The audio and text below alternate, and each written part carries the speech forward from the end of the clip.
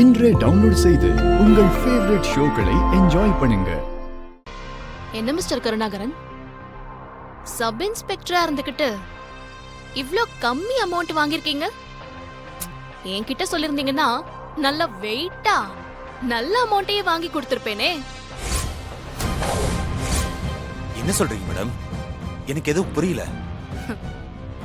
நடிக்காதீங்க, சும்மா சொல்லுங்க. மேடம், நீங்க அப்படி நினைச்சிட்டீங்களா? நீங்க நினைக்கிற மாதிரி எதுவும் இல்ல மேடம். அவங்க என்கிட்ட கடன் வாங்கியிருந்தாங்க, அதான் திருப்பி கொடுத்துட்டு போறாங்க மேடம். அப்படியா? ஆமா மேடம். அவங்க உங்ககிட்ட கடன் வாங்கிருக்காங்க, நீங்க கடன் கொடுத்திருக்கீங்க. அப்போ கடன் வாங்கின அவங்க கடனை திருப்பி கொடுக்க வந்திருந்தாங்க. ஆனா கருணாகரன், வீடியோல அப்படி ரெக்கார்ட் ஆன மாதிரி தெரியலையே. எதுக்கும் ஒரு தடவை செக் பண்ணி பார்த்துடலாம்.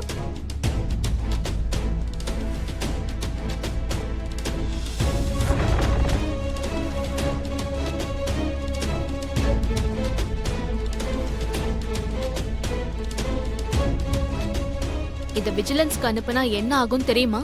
உங்க வேலை போறது மட்டும் இல்ல, நீங்க கம்பி எண்ணணும்.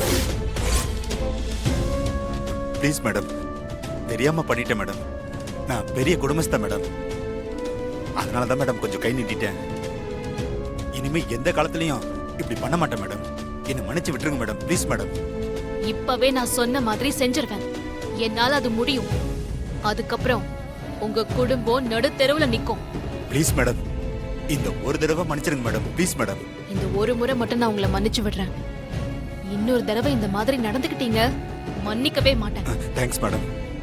இதுக்கு முன்னாடி நீங்க இங்க எப்படி வேணாலும் இருந்திருக்கலாம். இப்ப இது என்னோட ஸ்டேஷன்.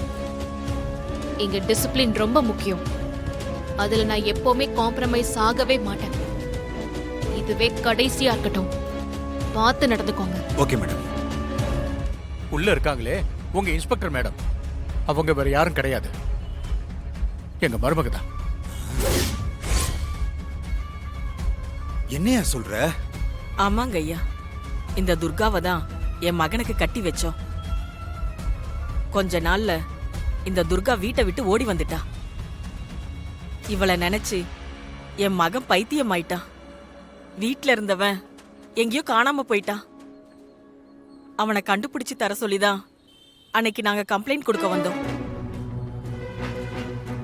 அதுக்கப்புறம் வழியில ஒரு தடவை துர்காவை பார்த்தோம் சார்.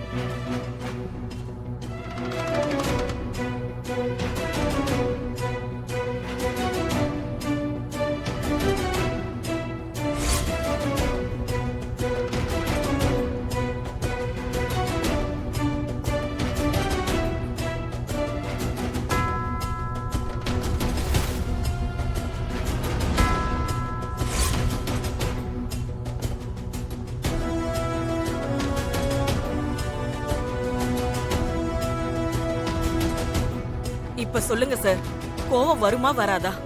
ஏய் துர்கா, என்னைவா விஜிலன்ஸ்ல மாட்டி விட்டுட்டு குடும்பத்தை நடுத்தருவில் நிறுத்துவேன்னு சொன்ன? இருடி, உன் வேலைக்கு நான் ஆப்பு வைக்கிறேன். நான் யாருன்னு காட்டுறேன். எங்க இன்ஸ்பெக்டர் மேடம், உங்க மருமகன்னு வாயில சொன்னா மட்டும் போதுமா? அதுக்கு உங்ககிட்ட ஏதாவது ஆதாரம் இருக்கா? எல்லா ஆதாரமும் வீட்டுல பத்திரமா இருக்கு சார். அப்ப ஒண்ணு பண்ணுங்க, ஆதாரம் எல்லாத்தையும் கொண்டு வந்து என்கிட்ட கொடுங்க. அது எல்லாத்தையும் நான் பார்த்துட்டு அது எல்லாம் கரெக்டா இருந்தா அதுக்கப்புறம் என்ன செய்யணுமோ அதை நான் கண்டிப்பா செய்யறேன். இன்னைக்கு எப்படியாவது மாயாவை தேடி பிடிச்சு கைது பண்ணி ஆகணும்னு சிட்டில ஒரு வண்டி விடாம செக் பண்ணுங்க. அப்பவும் மாயாவை பிடிக்க முடியல. துர்கா, நீ மாயா பத்தி சொன்னதால அவங்கள பத்தி நான் உங்ககிட்ட ஒரு விஷயம் சொல்லணும். என்ன விஷயங்க? அவங்க இருக்கிற இடம் உங்களுக்கு தெரியுமா? இருக்கிற இடம் எனக்கு தெரியாது. ஆனா அண்ணாமலைபுரம் பக்கத்துல இருக்கிற ஜெமினி காம்ப்ளெக்ஸ்க்கு அவங்க வந்துட்டு போயிருக்காங்க. என்ன சொல்றீங்க சூர்யா? மாயா அங்க வந்தாங்களா? அது உங்களுக்கு எப்படி தெரியும்? காலையில எனக்கு ஒரு கொரியர் வந்திருக்கு. அத்தை தான் கையெழுத்து போட்டு வாங்கியிருக்காங்க. ரூம்ல கொண்டு வந்து வச்சிருக்காங்க. அதை நான் கவனிக்கவே இல்லை. ஈவினிங் அத்தை சொன்னதுக்கு அப்புறம் தான் அந்த கொரியரை நான் பிரிச்சே பார்த்தேன். அதுல வேற யாரோ ஒருத்தர் கூட ஜோடியா, அதுவும் மாலையும் கழுத்துமா நீ இருக்கிற மாதிரி ஒரு போட்டோ இருந்துச்சு. அந்த கொரியரை யார் அனுப்பிச்சிருக்காங்கன்னு பார்த்தேன். அதுல பார்த்தா ஃப்ரம் அட்ரஸ் இல்ல. அப்புறம் அண்ணாமலைபுரம் ஜெமினி காம்ப்ளெக்ஸ்ல இருக்கிற கொரியர் ஆபீஸ்ல போய் என்னன்னு விசாரிச்சேன். அப்போதான் தெரிஞ்சது அந்த போட்டோ அனுப்பிச்சதே மாயாமா தான். உன்னை பழி வாங்கிறதுக்காக தான் இப்படி ஃபேக்கா ஒரு போட்டோவை ரெடி பண்ணி எனக்கு அனுப்பி வச்சிருக்காங்க. இப்படிலாம் ஃபேக்கா ஒரு போட்டோவை ரெடி பண்ணி அனுப்பிச்சு வச்சா நான் அதை நம்பி உன்னை சந்தேகப்பட நினைச்சிட்டு இருக்காங்க போல அவங்க. எவ்வளவு கீழ்த்தரமான எண்ணம் உங்களுக்கு.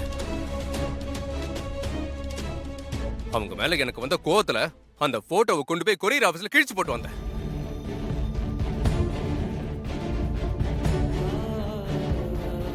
ஏய், துர்கா என்னாச்சு? ஆ? இங்க பாரு, நீ எதுக்காக ஃபீல் பண்ற?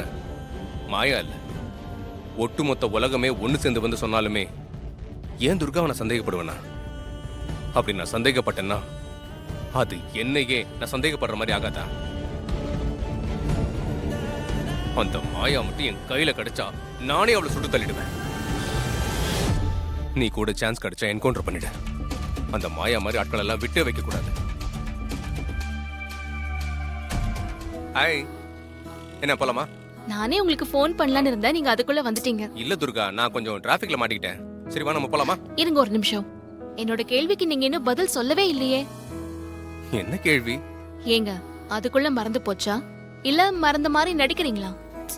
என்ன? இங்க பாருங்க, நீங்க என்ன ஃபோன் பண்ணி கடைக்கு வர சொன்னதுக்கு நான் எதுக்குன்னு கேட்டேன்ல, நேர்ல வந்தா சொல்றேன் அப்படின்னு சொன்னீங்கல்ல. என்னன்னு உனக்கு கெஸ் பண்ண முடியலையா? ஐயோ நீங்களே சொல்லுங்களேன். அது நம்ம வெட்டிங் அனிவர்சரி வருதுல்ல, அதுக்காக வீட்ல எல்லாருக்குமே பர்ச்சேஸ் பண்ணணும். முக்கியமா உனக்கு நான் saree எடுக்கணும். அதுக்காக தான் உன்னை வர சொன்னேன். ரொம்ப சந்தோஷமா இருக்குங்க. நீங்க இப்படி ஒரு சர்ப்ரைஸ் பண்ணுவீங்கன்னு நான் கொஞ்சம் கூட எதிர்பார்க்கல. சரி முதல்ல உள்ள வந்து saree செலக்ட் பண்ண வா. அம்மா தாயே, சமயபுர மாரியம்மா, சூர்யாக்கு இப்ப என் மேல இருக்கிற இந்த பிரியம் எப்பவுமே நிலைச்சிருக்கணும். எங்களுக்குள்ள எந்த சங்கடமும் பிரிவும் வந்துடவே கூடாது. இதே சந்தோஷத்தோட இருக்கணும். ஏங்க அதை எடுங்க, கலர் ஓகேவா?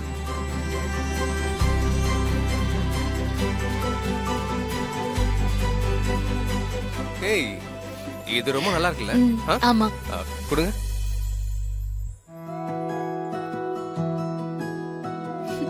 ம். துர்கா, இந்த சாரில நீ வேற லெவல். ஏங்க என்ன இது? பொது இடம். இருந்தா என்ன? என் பொண்டாட்டி நான் சேலை எடுக்க வந்திருக்கேன். ஆக்சுவலா நான் என்ன யோசிச்சேன் தெரியுமா? ம். எல்லா சேலையும் நானே உனக்கு கட்டி விட்டு பார்த்து செலக்ட் பண்ணணும்னு நினைச்சேன். ஆனா மிஸ் ஆயிடுச்சு.